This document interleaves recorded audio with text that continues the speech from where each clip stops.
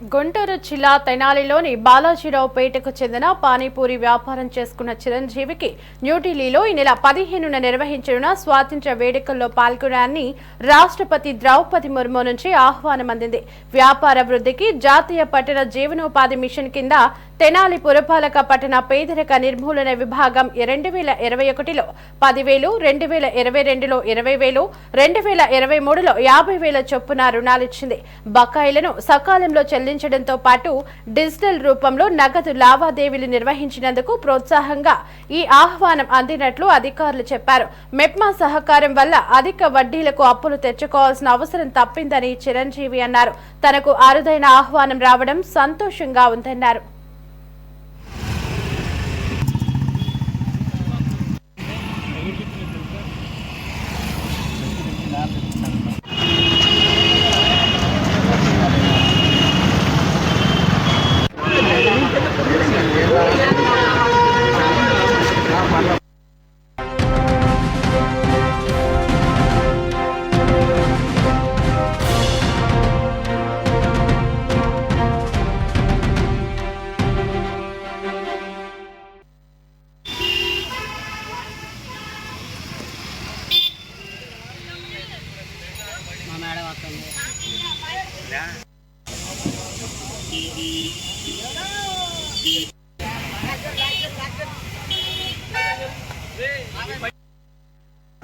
తెనాలి బాలాజీరావుపేటలో చిన్న పానీపూరి బండి నడుపుకుంటూ ఉంటాను.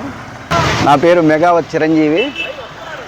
నాకు పిఎం స్వానిధి ద్వారా కేంద్ర ప్రభుత్వం 10,000 రూపాయలు 2021లో లోన్ ఇప్పించింది. ఆ లోన్ సకాలంలో కట్టడం మూలంగా 20,000 రూపాయలు నెక్స్ట్ టర్మ్ ఇప్పించారు. ఆ 20,000 రూపాయలు కూడా సకాలంలో కట్టడం మూలంగా 50,000 ఇప్పించారు. ఇవన్నీ డిజిటల్ పేమెంట్లో ఎక్కువగా చేయటం మూలంగా నాకు కేంద్ర ప్రభుత్వం నుంచి ద్రౌపది ముర్ము గారు ఇన్విటేషన్ కార్డు పంపించారు. 78వ స్వతంత్ర దినోత్సవానికి పాల్గొనమని.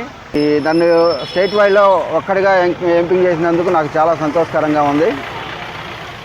డిజిటల్ పేమెంట్లు ఎక్కువగా చేయటం మూలన అది కూడా సంతోషకరంగా ఉంది. నన్ను చూసి